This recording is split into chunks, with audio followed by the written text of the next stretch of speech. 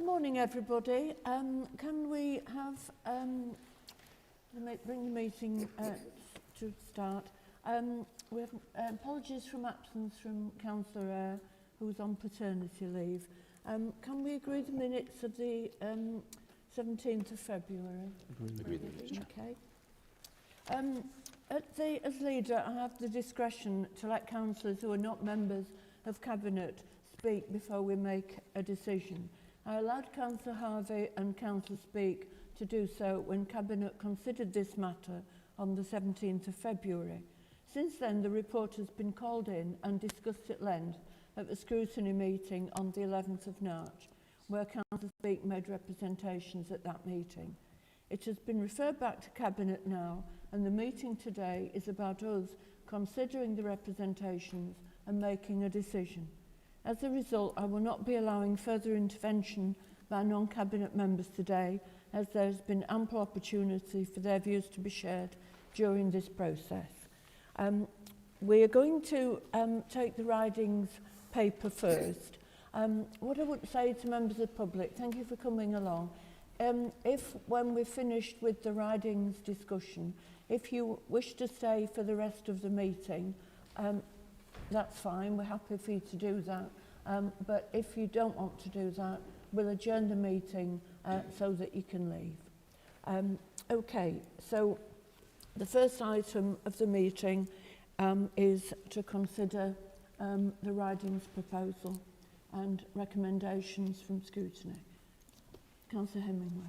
Thank you, Leader. Yes, colleagues, last week on the 11th of March, I attended the Regeneration Scrutiny Committee to answer their questions on the Cathedral Quarter project in accordance with the scrutiny calling process. They have referred this report, which was agreed at February Cabinet meeting, back to us to be reconsidered today. As I said at the time, we welcome challenge, scrutiny and constructive suggestions, and I want to thank members of the committee for their questions, concerns and contributions to that meeting. We have before us today, for our consideration, their comments and questions set out in section 2 of the attached paper. The response to these provided by myself and the officers attending the committee meeting is set out in section 3, with the conclusion and recommendations of scrutiny committee set out in section 4. While we've all had sight of this paper, the main issues raised by the committee were broadly as follows: the risk of funding for the whole scheme, further questions on rehousing of tenants, business support, the consultation process, the valuation and design specifics, including particular comments on disabled parking and safety. I intend to respond to each of these points in turn before making my formal recommendation to Cabinet. Firstly, on funding, questions were raised at the meeting as to where funding would come from for subsequent phases of the development. We've been clear throughout that the 18 million from government is for phase 1 of the scheme to acquire the centre and kick-start the first phase of the project. This was set out in the original Cabinet report. £8 million of that funding, the LUP component, needs to be used urgently and is time critical. If we weren't to buy the ridings until full funding is available for the whole project, the truth is we will never be in a position to bring forward such a scheme. It is standard practice in large regeneration schemes to start with initial funded proposals and build from there. Acquiring the ridings gives us control of a significant piece of the Cathedral Quarter site that will provide investor confidence, both private sector and for other key partners like Homes England. As I stated in the original report to Cabinet and to scrutiny last week, this will create an investable proposition to attract further funding. It's a proven model. It may take time to deliver the full vision, but with Primark and M&S leaving, the ridings will slowly become a blight on the city, whether we act today or not. On housing, we've been clear from the outset that any tenants of the city centre flats who wish to stay in the city will be able to do so. Tenants will be allocated a new build property on social rented terms, and Vico assure us that tenants will have choice in relocation if they wish to move out of the city too. Owner-occupiers will be provided with financial compensation, and discussions continue with Vico to make sure both we and they provide as much support as possible during this process, and there will be detailed consultation for the residents. Far from creating pressure on housing provision around the district, as is stated in the report, this scheme will ease those pressures and relieve some of the demand to build on green land as part of housing targets. On businesses and the economy, Economists have stated that the urban environment of Wakefield City is holding back not just the city, but the district in its economic growth. Rather than damage the district economy, this proposal will enable its growth. We will work directly with the businesses who are impacted by the redevelopment, but who wish to stay in the city centre, and to make clear we want them to stay in the city centre. This includes the smaller independent businesses as well as the major ones like Real, Morrison's and Boots. There is room for everyone and we need them all if we are going to have a vibrant city centre. We've also heard the business feedback on the desire for an indoor space for small businesses and independents, and other suggestions which can be considered as part of the detailed public consultation. Nothing will happen straight away. There will be a period of prolonged engagement prior to demolition. We'll need to consult on options and designs and seek planning permission. On consultation and the acquisition itself, as I outlined to Scrutiny Committee last week, commercial alongside financial and legal constraints have prevented the Council from consulting on the specifics of the proposal prior to heads of terms being agreed. To be clear, disclosing the price before the deal is done could impact on commercial interests and the seller's financial position. That is the reason why the price is not in the public papers. The price we pay will be based on an independent Red Book valuation and expert advice. It will be what the site is worth, what anyone would pay for it. We are currently doing due diligence on the costs and income streams associated with the centre. Our modelling as part of that process shows that the income will cover the costs whilst we seek planning permission and agree phases of redevelopment. Once we complete the deal, we can put the price into the public domain. But anybody who puts private details into the public domain in advance is being grossly irresponsible and putting public money at risk. And they also risk misleading the public before any agreement has been finalised. On design, there were a number of specific comments by committee members which I believe should be fed in and incorporated into the detailed design of the scheme. In particular, as well as the comments referred to earlier about an indoor space for small businesses, we've heard a lot about the use of the ridings by charities and people who want spaces to meet and enjoy activities indoors. That will be fed in. Comments were also expressed by committee members about the need for secure by design and to ensure the safety of the new public realm, and we are committed to engage with the police and women's safety groups on this. There were also some issues such as disabled access and disabled parking, which I agree should be considered and built in as part of the scheme as it progresses and move to more detailed consultation and design. On phasing and delivery of the plans, which were raised by committee members for obvious reasons, we've committed that phase 1 will be to rehome the residents affected prior to demolition. I stand by that as the right thing to do before anything else. Subsequent phases will be informed by the consultation and detailed development. With the expertise around the table as part of the strategic partnership, we have the ability to deliver this and create a strong business case to draw down further funding. For proof of this, we need look no further than what has happened where Muse, our partner, has developed similar regeneration initiatives in places like Stockport, Salford and Bradford.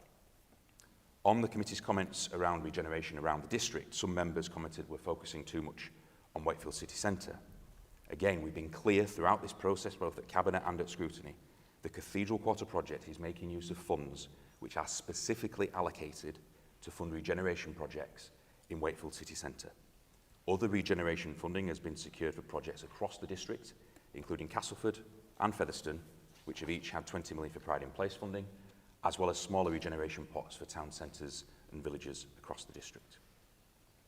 To conclude, colleagues, my suggestion to you with this report this morning is that we take on board those practical suggestions from Scrutiny where we can, which strengthen the proposals, particularly the comments around design specifics. Nonetheless, as the Cabinet member, I remain convinced and confident in the fundamentals of this scheme. This is the right thing to do for our city. This has been through a robust process. It has been through democratic scrutiny.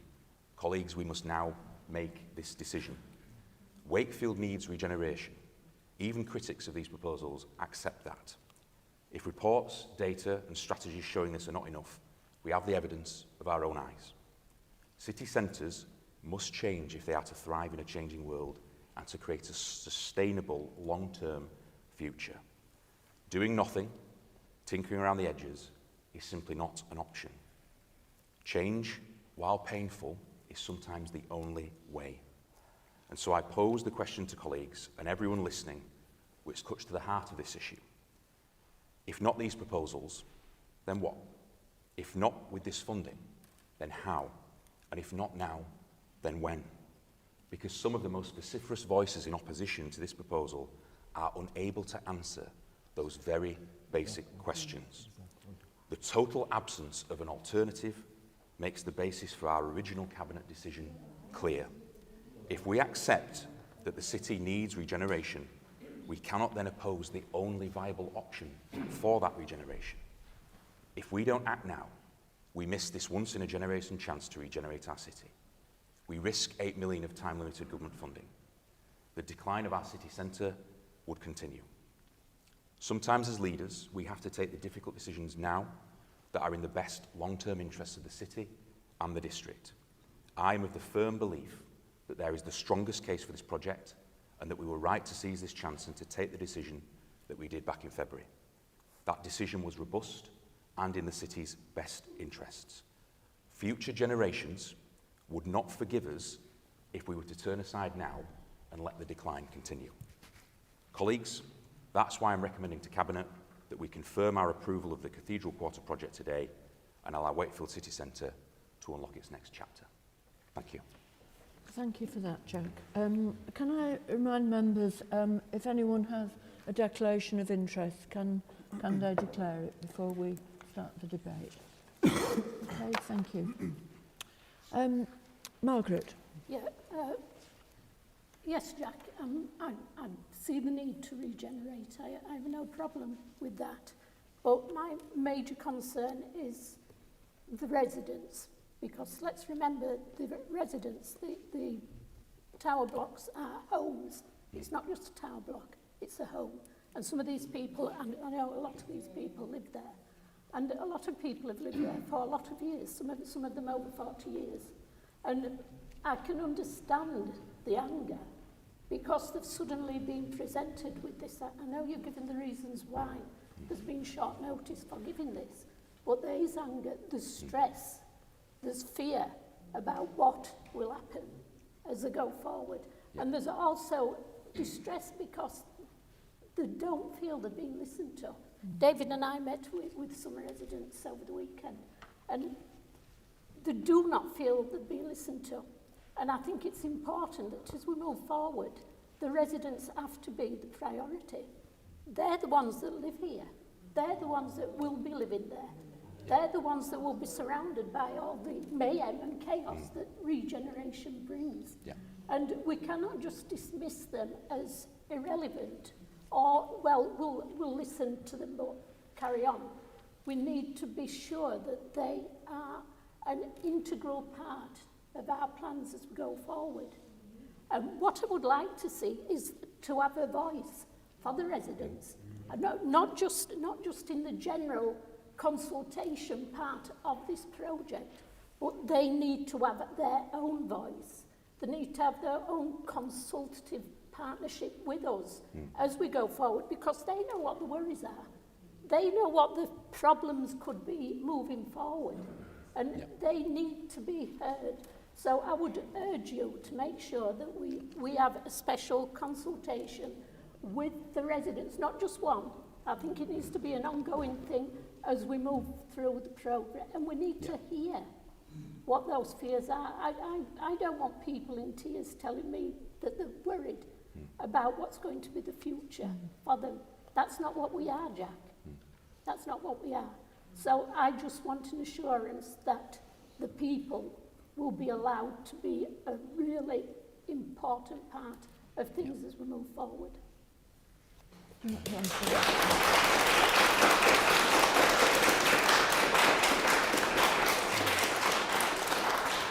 Yeah, thank you for that, Margaret. Look, that's a very important point, and I've tried to be clear throughout residents' number one priority, but I agree. The more we can do to ensure that residents' voices are heard as part of this process, the better. And I'm very happy to commit to a separate, dedicated consultation for those residents as part of those flats who are affected. They are the number one priority in this. We need to get them sorted before anybody else, prior to any demolition. I completely understand and appreciate the anxieties people have about this proposal.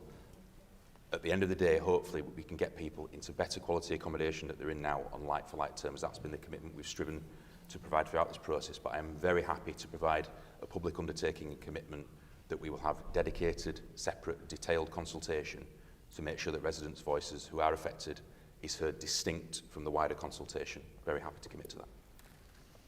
David. Yeah, thank you. Yeah, a number of issues have emerged since the announcement. I think they are fixable, but they do need to be taken on board. From the start, we've made the promise to residents that they'd be accommodated in new housing in the city centre, assuming they wanted to stay, and that they'd have a single move and not be decanted. And I think we've been very clear about that right from the start.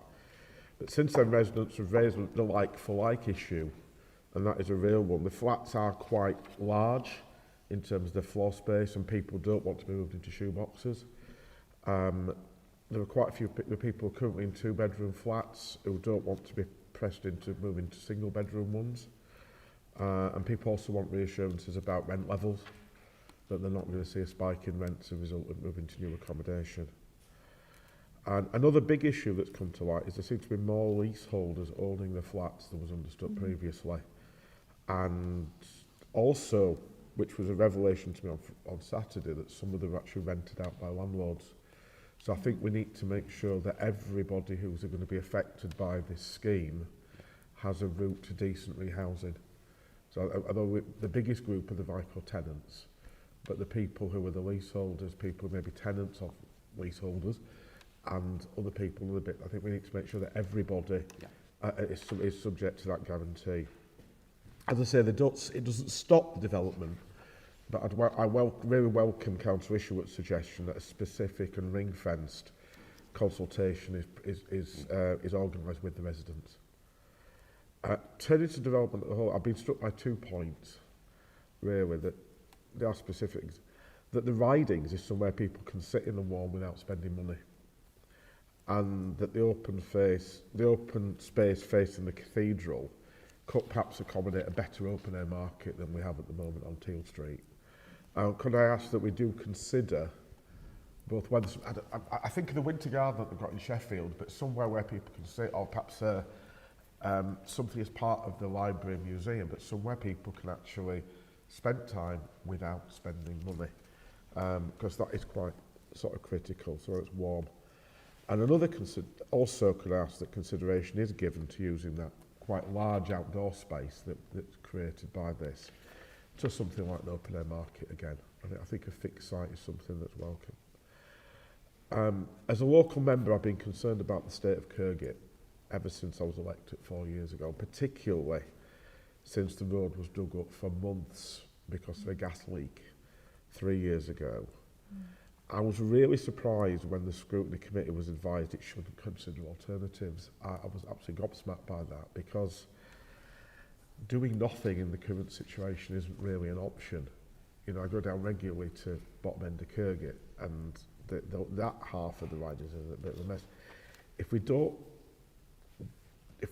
do stop now, with some people wanting a 6-month pause and consultation, I think we end up losing a big chunk of the government money, and we come back in those few months' time to needing to do a scheme much like we're doing now, but it'll be an inferior scheme because we'd have less to spend on it. And so I'd welcome particularly your comments about what like-for-like looks like, and the sort of open air indoor space for people. Thank you. Yeah, thank you, Denise, and thank you, David, for those comments and for questions. Absolutely, we'll be working hand in glove and closely with Vico to make sure that we meet the needs of residents as part of that process for the new accommodation. That will include looking at what residents' needs are in terms of any adaptations or adaptations, things of that nature. We'll want to ensure that it is like for like.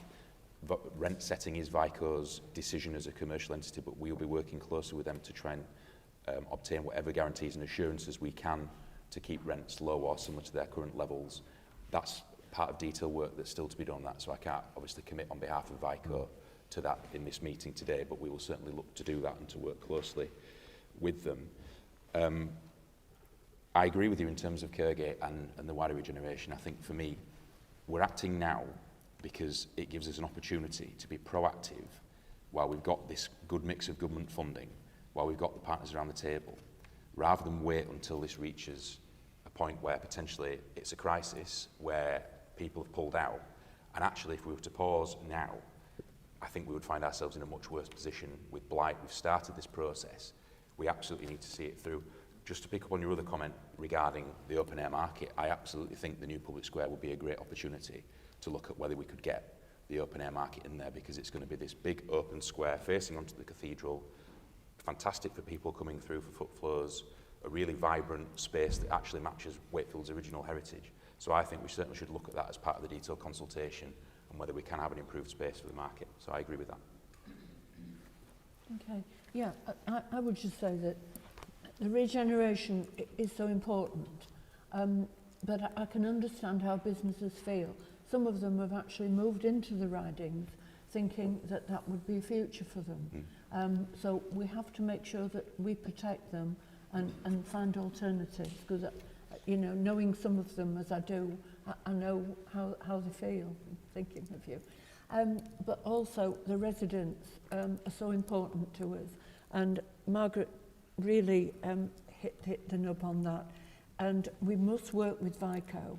Vico have taken the opportunity because we were moving forward with the ridings, but we must make sure that Vico do the right thing with the tenants. And I like the idea of a consultation group, not just have a couple of meetings with residents and say, oh, this is what you're having. I think they've got to be embedded in everything that we do and move that forward. Is there anyone else who wants to say anything? Thanks. And thanks for your excellent report again, Jack. I think we sit here as politicians and it's difficult to do the right thing because we know there are strong feelings on this and there is lots of noise around. And the easiest thing for us to do would be to sit here and be like, do you know what, this is a future generation problem. We don't need to take the flak for this.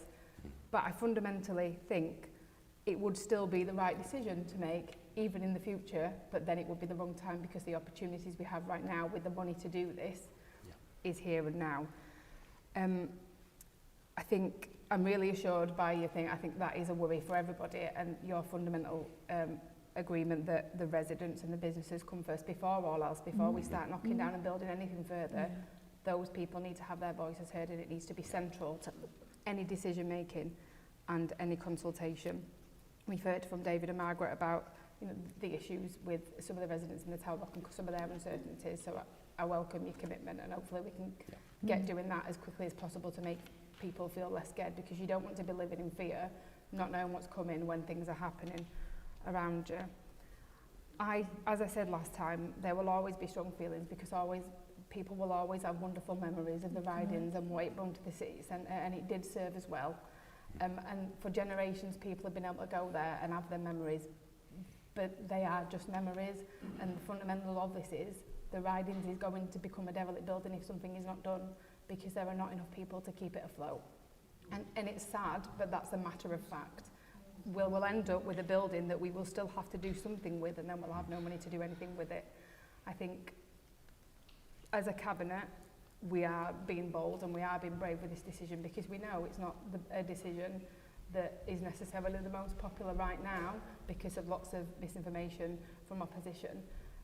That fundamentally I support this, because I do believe that being brave even when they are difficult decisions is the right thing to do for this city and for the wider district. Thanks, Michelle. Anyone else? Matthew?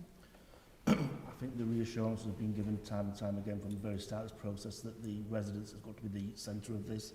And Jack, for the assurance you've given to this meeting and other meetings, I thank you for that. It's the right thing to do to make sure they retain the city centre. But people constantly say there's other options. I'm not sure what these other options are, because I've not heard any other options. Just keeping it open is not an option. As somebody that works on an high street, I know how bad the high street is getting these days. Shops are closing, not opening again. If they do open, it's a European store, a nail bar, or something of that calibre that we're overwhelmed with anyway. So quite truthfully, I do believe it's the right option. He's going to be paying getting there, but it's the right thing to do in the long term for future generations. I just support you in this. Thanks, Matthew. Dan? Yeah, thank you, Denise. And I think again, I echo what Matthew says. The assurances, I think, are even stronger today than we've had before, and it's ensuring that residents, businesses are right at the heart of this.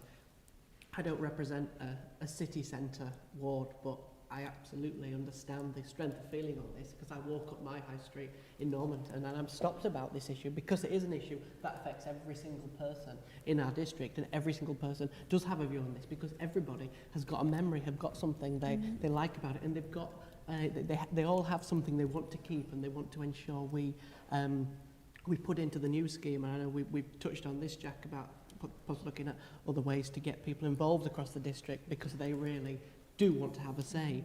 But I go back to this point, and it really bothers me every single time I see something about the ridings, whether that's on social media or hearing it from the opposition.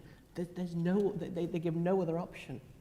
We either sit here and go, well, yes, there's a lot of problems, let's push it down a year, or we actually move forward, taking it together, ensuring that everybody's part of that decision, and do what we can to get this right. We have an opportunity. Let's get it done. Thanks for that. Anyone else? Hannah? I think just building on that as well, obviously, as everybody said, we want to and we are listening to residents. And I think about, and that Jack's alluded to other areas that have done that, and not that far away from us in Barnsley. There was a report on the news recently about how Barnsley is having footfall similar to York. That helps businesses, that is giving people a place of hope. And I think that this scheme, we'll get it right by the residents, but we need a city for the 21st century, so our children and grandchildren have a place to enjoy. High streets are changing, as colleagues have said, and we have to keep up with that and not fall behind. Thanks for that, Hannah. I'm sorry, it's not a public meeting. You said residents first. I requested to address the meeting. Jake, just dropping off now. Jake, Opposition councillors can talk. Jake, it's not for you to shout out in this meeting. Have a bit of decorum, as you've accused me. You're going to make a decision which is going to affect loads of people. You're not even willing to... If you don't be quiet, I shall ask you to leave. Completely ignore the meeting. No. You did not want to answer one single question properly. And you make such a big... not a public meeting. There's still question marks around the finances and whether we... have Can we adjourn the meeting, And I please? would ask why the chief executive's in here, because he's got an interest in the project as well.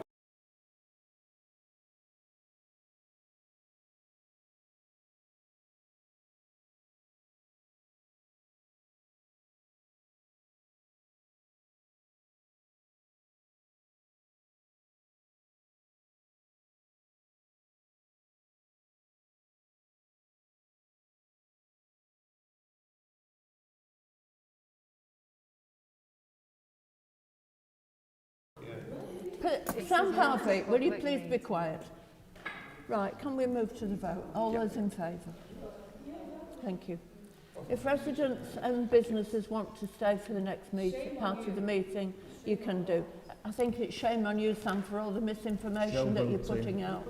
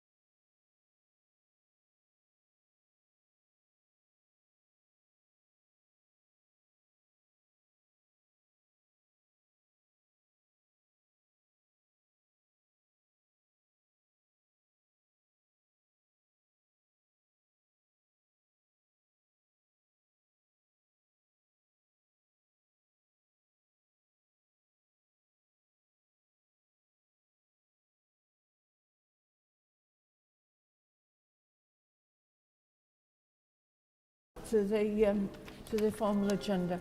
Can I raise under item 5, exclusion of public and press?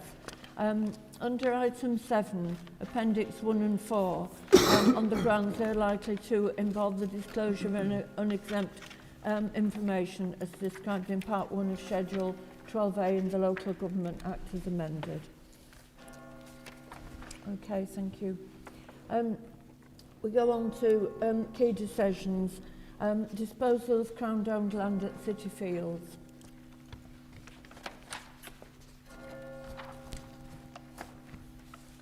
The purpose of this report is to seek approval for the disposal of land at City Fields, Wakefield, Phase 8, and also to agree the release of funds for the construction of an access road on land adjoining Phase 6A and associated drainage infrastructure. In July 2020, the Council approved engaging a delivery consultant to aid the Council in bringing forward and maximising the value of its land holdings at City Fields. In January 22, the Council appointed DDC to undertake this work to master plan the site and produce a design team to coordinate the submission of planning application and deliver the associated infrastructure. This is the 4th parcel of land that we are bringing forward, primarily for residential development, with Phase 1 being sold to Taylor Wimpey for 135 new homes and Phase 2 being sold to Barrett's for 250 new homes and Phase 4A sold to Yorkshire Choice Homes for 100% an affordable scheme. This parcel differs from other phases as the Council are not selling the land with the benefit of planning, as the proposal for this is a small parcel to be sold for a care home, and care home developments prefer to submit their own planning applications due to the unique nature of their application. The land was offered on the market in 2025 on a restricted basis and was approved at Cabinet on the 18th of June 24 to agree the proposals to develop out parcels 4 and 5 of the Council-owned land at City Fields. This initial recommendation to explore the restricted use was based on an off-market interest we had received to date, and the location and size of this particular section of land was seen as ideal for either of the two identified uses. Breakdown of the offers received can be seen at Appendix 4. This appendix is exempt, and from the LNT Care Development were chosen as the preferred bidders. The report also seeks approval for funds for the construction of an access road which would serve this parcel and also the Council's retained land holdings to the south, therefore affording the Council the necessary control and protection of A, the access road, and B, its retained land holdings. The preference is to utilise SIL money for the construction of the road, and it has been agreed appropriate to do so. In terms of the Council resources to deliver the construction of this road, procurement support has already been secured and a contractor will be procured through the YOR civil framework, and we project managed by DDC under the current commission and no extra cost to the Council. The recommendation is to approve the disposal of land as shown on the attached plan and to allow the release of funds to enable new access road to be built on the site, which will serve both the care home and also the Council's retained land holdings to the south, and therefore protecting the Council's future position for this land. Any questions? Jack? Thank you, Denise. Yeah, no, support the release of this land. I mean, looking at the site footprint, it's clear that there weren't many other suitable uses for this area of land, and then actually I think the best value that's been obtained by the Council from the care home is the right thing to do. We also know there is a shortage of care homes across the district, so very much welcome this proposal being brought forward. Okay, anyone else? Okay, can we agree with that? Agreed. Okay. Item 8 is the community asset transfer to Lightways Community Trust. The purpose of this report proposes the disposal of the freehold of the former Lightways Leisure Centre to the current charity tenant. In 2012, Cabinet approved the grant of a long-term lease at a peppercorn rent for the former Lightways Leisure Centre to Lightways Community Trust. which was agreed and subsequently commenced on the 12th of July 2013. Approval is now sought for the disposal of the Council's remaining freehold interest to the Trust. We can all agree that this charity does some excellent work in that community and is really valued by all. With the current lease now midway through its term and running to 2038, the obligation to keep the building in good repair lies with the charity tenant. This property needs significant investment, and due to the age of the building, the necessary works will be extensive. In 2012, Cabinet resolution condition on the ongoing transfer was on the basis that no financial aid or subsidy should be provided. A transfer of the freehold is intended to free up and empower the Trust to raise the necessary funding to enable the Lightweight Centre to carry out important refurbishment works that will help realise their ambitions to grow. This proposal falls within the scope of the Council's current community asset transfer policy, which has been in force since 2011, allowing to either freehold or leasehold transfers. Transferring the freehold allows the charity to raise money against the building which they cannot do with the existing lease. This will pay for the repairs and keep the community work going. The provisional heads of term for the transfer would include a restriction for continued community use and overage protection for the council. If we don't do this, the charity could fold. The council then would need to demolish the building or repair it or find a new use. It would all add to our funding pressures. I would like to address some of the points made on social media. The value of the property with the existing lease is set out in the report. 210,000 out. The transfer is in the line with our community asset transfer policy under the Localism Act. It is deemed to have the consent of the Secretary of State, given the value and purpose. The Deputy Cabinet Member, who is a trustee, has played no part in drawing up the report or the discussions on any possible arrangement. It is entirely right that officers assess the options and set those out in this report before they ask us to make a decision. Any discussions officers have with tenants are always subject to formal decision of Cabinet. There is absolutely nothing untoward written here or hidden here. Any suggestion otherwise is misinformation just for political reasons. However, just so that there can be a cross-party discussion here, I would like to voluntarily refer the matter to the Corporate and Resources Overview and Scrutiny. But I would like members to speak on it first, but that's my recommendation. Any comments or questions? Hannah? I think in paragraph 1.2, I think the most important point for me is how this empowers the Trust. It gives them opportunity to get funding and to survive, as you were saying. So I think that for me says a lot, that we're actually working to support Lightweight Community Trust here. Thanks, Hannah. Jack? Yeah, thank you, Denise. I agree very much with Hannah. I think, from my point of view, this report enables a group that's doing valuable work in deprived communities to borrow against the asset, to fund the repairs, and to keep doing this important work. And for the public and for the taxpayer, the added benefit is it gets the asset and the cost of the repairs off the council books and puts them onto the charity and the borrowing that the charity can do from this. So I think it's a win-win situation, and I fully support your decision, Denise, to refer it, as you've just alluded to. Okay. Dan? Thank you, Denise. I think it's really important that those organisations that are named in the report, Wakefield District Site Aid, community groups, Wakefield College, our public health teams, and the Natural Education Union, Wakefield BID, Wakefield Hospice, are all able to continue to use the building as they would need, and this really kind of puts them at the centre of trying to build into communities. So I think this is a really, really important decision. Thank you. Matthew? I think we'll see this coming more and more with our lot of buildings that we've given over to asset transfer community uses. We've got one in our ward, Jack, St Peter's Church Centre, that's in a former building. I know they want to do improvements to that. So I think we'll see a lot more of this coming forward. We can't afford to take these buildings back in, and I would want to do when they do fabulous work now.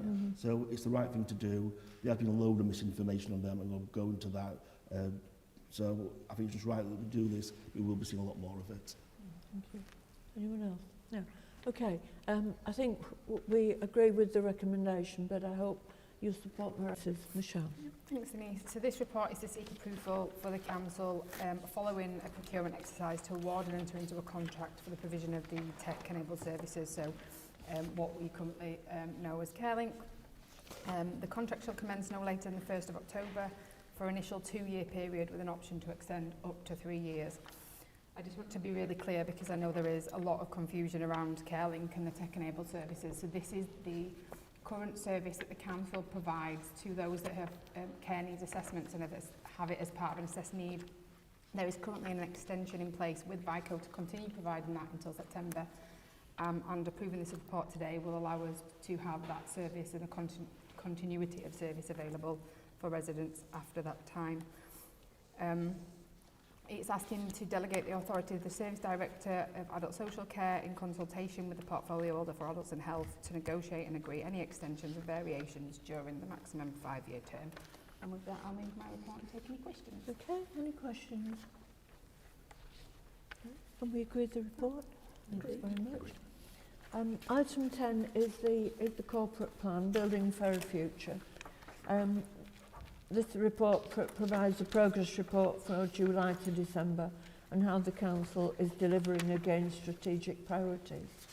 I'm asking Cabinet to support and note the progress made against the council's strategic priorities.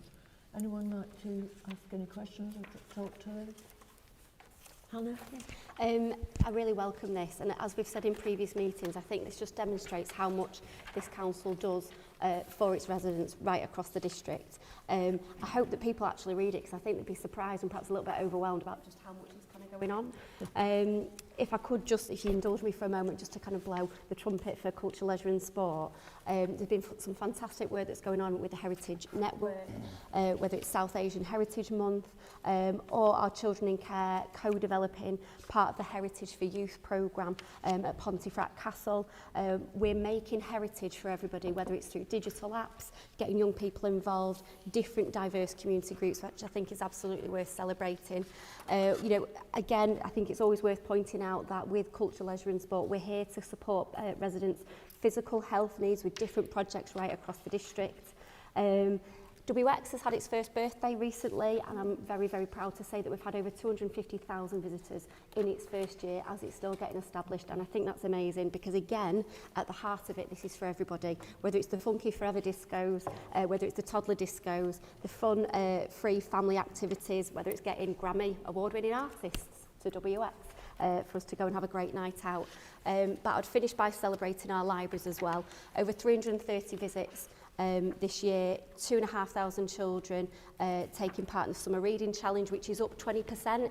This year's the National Year of Reading. What a fantastic starting point for us to kind of carry on into this year. And over 500 events reaching 7,000 residents to help combat social isolation and loneliness. So just a huge thank you to all our staff and all our volunteers that are kind of contributing and making this great work happen. Thanks for that, Hannah. It's very important. I mean, particularly, I would just say the libraries. The libraries are a real hub for our communities. Parents go with their children to libraries because it's free and it gives them so much benefit for children. And, you know, a real big shout out for our libraries. And if you could just let the library staff know how much we do value what they do. Thank you, Denise. Dan? Yeah, just quickly, and I've just rattled through a couple of things I just wanted to mention from the corporate plan in my area. Over the past 12 months, our community grants scheme has allocated almost 750,000 worth of money out to 119 different community projects that I know have been really positive, that local members have championed in their areas. And that's what it's all about. It's about putting that money into those areas to ensure that local people and local members have a say on things that they really care about. I just wanted to highlight that. Thanks for that. Matthew. Yeah, from my area, obviously we've introduced a 2-hour free car parking that the local residents asked for. We've delivered on that and it has been received extremely well. But also we've probably seen one of the wettest winters we've seen in a long time. It doesn't help our roads whatsoever. We've seen the potholes appearing all over the place. So we have got a programme there that I'm really pleased that we'll be putting an additional £6 million of council owned assets, council owned money should I say, into our district roads over the next 3 years to get in there, repair them potholes, but strengthen that road network more and more and more. So things that residents are asking for and we're delivering on. Thanks for that. I think the free parking has gone down absolutely brilliantly across this district. Margaret. Yeah, from my point of view, I mean, obviously children's services, we want all children across the district to have a good start in life and to have happy, fulfilling childhoods. We've made great progress with our children's services, receiving good overall rating from Ofsted with outstanding support for children in care. The Wakefield Youth Justice Service has been rated good overall by Her Majesty's Inspectorate of Probation, achieving an outstanding rating for delivery of services to children. And of course we have the new youth zone which is planned for the city centre, and that I think is the jewel in the crown. I had the pleasure of taking some young people down to see the one that's opened recently at Barnsley, and they were absolutely blown away by it. They were saying, when is it opening, when is ours opening? And of course we've got to wait, but they're really excited about it all. Yeah. And I must say, Margaret, your video with the school uniforms was absolutely stunning with the children. Yes. Was really good. Thank you. David. Yeah, just say, I mean, resources is often seen as sort of the back office, and we are in many ways the back office that allows people to do other things across the council, but it is important, sort of, through the Our Future Council programme, we are looking to sort of new ways of working. And one of the other things that's the key in terms of the future is the apprenticeships that we have, because we're a leading provider of apprenticeship placements. And there's always high demand for them, for people's development, but I think it's something that we can be proud of in terms of what the difference it makes to people's lives. Thank you for that. Anyone else, Jack? Okay, can we grade the report? Thank you. Item 11 is the financial health report. This report provides an update on the Council's financial position up to the end of January, including the latest forecast outturn 25-26, key financial risk and progress against our agreed savings programme. Despite continued demand pressures on both adult social care and children's services, it is positive to note that the overall forecast has remained largely stable since the last report. We're now projecting 0.1 million underspent for the year. This movement reflects the robust actions taken across services to control and reduce expenditure, strengthen budget management and bring spending back in line with approved budgets. Cabinet is asked to note the forecast and the progress savings as part of the ongoing oversight of the Council's financial position. Any comments, any questions? Can we agree with that? Agreed. Thank you.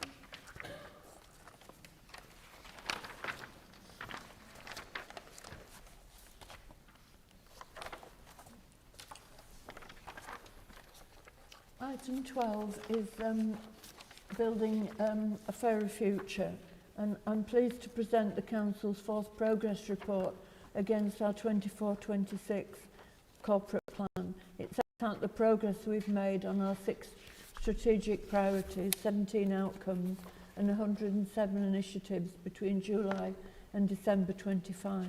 Building a fairer future is what the plan is all about, and we're focused for everyone in our district. Despite the challenging environment in local government and rising demands for local services, we continue to deliver strongly for everyone who relies on us. We're investing the priorities of our communities, as the report sets out so well, supporting and improving outcomes for vulnerable children and young people, families and adults, attracting quality jobs, regenerating our high streets and creating an economy that works for everyone. Improving our parks and green spaces and promoting neighbourhoods that we can all be proud of. Building healthier, better connected and more cohesive communities. And the report also provides an update on our future capital programme and how we're modernising the council so that we become more efficient. The progress we've made is a real tribute to the hard work of elected members and staff and officers across the council, as well as our partners in the other statutory organisations, voluntary and community, and the private sector. I would like to thank everyone working for the council and working with the council for your contribution in delivering so much during the 6 months this report covers. The work right across our experienced team in Wakefield is having a positive impact for our residents and communities. Before I move the report, I'd like to ask Cabinet colleagues to share any updates or any progress that would like to say on their particular areas. Jack. It's not in my area, Denise, but I really wanted to draw attention to colleagues on page 195, the domestic abuse percentage of repeat cases that are coming to Mara. I think this is incredibly positive news. I think it shows that the interventions and prevention work is really having an impact in terms of preventing abuse, preventing repeat abuse and supporting people in that situation. I know it's a mix of direct council delivery, working with other partners and other organisations, but that is just incredibly positive and we need to see more of that, so really welcome that, Dan, and I'm really pleased to see that. Anyone else? Okay. Can we accept the report? Thanks very much. Item 13 is the Wakefield Council Estate Strategy, Year 1 on pages 233 to 249. This report provides a 12-month review of the Council's estate strategy 25 to 28, which was approved in Cabinet in October 24. Cabinet is asked to note the detail in Year 1 review and Year 2 priorities and delivery plans which are to be continued. The key points: the Wakefield Estate Strategy was approved in Cabinet 24, in October 24. The vision for the Estate Strategy 25-28 is to provide a properly portfolio which enables the delivery of the Council's corporate and service objectives in an inclusive and efficient and economically viable way to enhance and ensure sustainable service provision for the people of Wakefield. Obviously you can read the report. Anyone want to comment on this? Are we okay with it? Can we move forward? Thank you very much. Can we agree that? Item 14 is the life events, new fees and charges. Obviously Councillor Eyre isn't here, so I'll move his report. Anyone want to comment on that? No, can we agree with that? Thank you. And then Dan, District Safety Plan. Thank you, Denise. I'm really pleased today to present our refreshed community safety plan. But before I do, I just wanted to highlight some of the key successes of the Wakefield Community Safety Partnership over the last year. After taking over as chair of the partnership, I initiated a review of our arrangements and structures to feel assured that our governance arrangements were correct and robust. We've expanded our work programme, and for example, we are scrutinising our performance in greater detail now and undertaking deep dives into certain areas. This is holding partners to account for their actions and ensuring that we're making a positive difference on things that really, really matter. We got on with reviewing our CSP grant application process, and we can ensure that funding is directed to key priorities from those deep dives that we do, which can improve those outcomes for residents, primarily reducing crime and antisocial behaviour. Some may not know that we have a statutory duty for the CSP around prevent, and the Home Office visited us last month to undertake a prevent benchmarking assessment, and I'm absolutely delighted to tell you all that we received the highest score that we've ever had. And this is a fantastic result, and it's important to note that we're an unfunded area for this work, so this is absolutely fantastic, and I'll be able to share a bit more on that once we've had formal notification at the end of this month. We also hold duty around serious violence, and we're in the process of finalising our implementation plan, and the new document will set out how our partnership is working together to reduce incidents of serious violence across the district, and then this plan will feed into the West Yorkshire Combined Authorities document to be officially launched in May. The winter and summer surges, and because of our partnership working with West Yorkshire Police, we've seen a significant reduction in crime over both the summer and winter months of 2025 and 26. And excitingly, but we can't rest on our laurels, we are the safest district in West Yorkshire, and I think we really need to shout about that. As many will know, I think just about all of Cabinet were there. Wakefield held its first Reclaim the Night March in November, and this is something we want to support again moving forward, and we thank colleagues that are here today for what they did on that. We've committed to community safety and supporting the nighttime economy, and we've invested in our new Wakefield Safe Point. This is a former ambulance that is staffed by 2 safety officers and provides support both medical needs and mental health concerns, and operates Fridays, Saturdays and bank holidays between 10:30 p.m. and 5:30 a.m. in the morning. And I've seen some numbers from this, and it is obviously it's not in one sense it's not good that it's being used, but it's good that people know it's there and feel they have somewhere to go when they're out and about trying to enjoy themselves.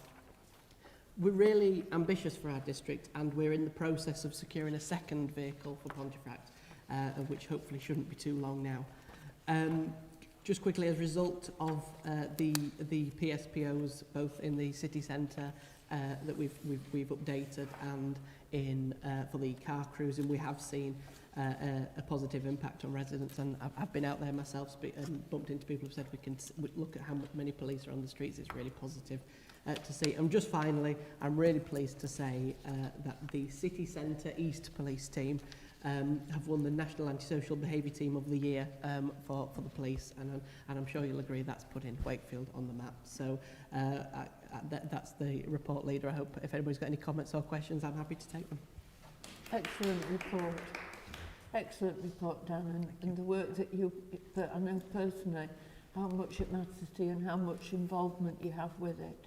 And we've all seen you with the mounted police as well. quite jealous of that. It's because they knew I was there, you see.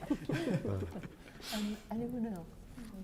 Yeah, sorry, Michelle. No, it's all right. I just want to say that I think it is a really wonderful report, and what I really like particularly about the document is that actually when we're looking at the plans, and it's normal language, we're not talking in really sort of constructed corporate tones. It says this is what we want to do and this is how we're going to deliver it. Anybody could pick it up and understand it, so it really does sort of makes it accessible for everybody, so that they know, look, this is our vision, this is what we want to deliver, and this is how we're going to do it. So well done to everybody. Thank you. Just on that, Denise, if we just come in, what we've tried to do as well is ensure that there's a reporting system, so whichever partner of the partnership takes that responsibility, we can see that simply in the document, and they know it's their responsibility, and we'll keep watch of what they're up to. Thank you.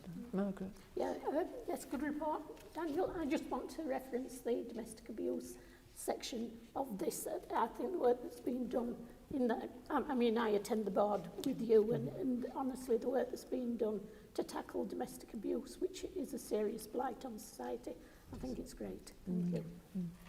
Hannah. A great report, Dan, and fantastic that we're the lowest in terms of crime in West Yorkshire. That's fantastic.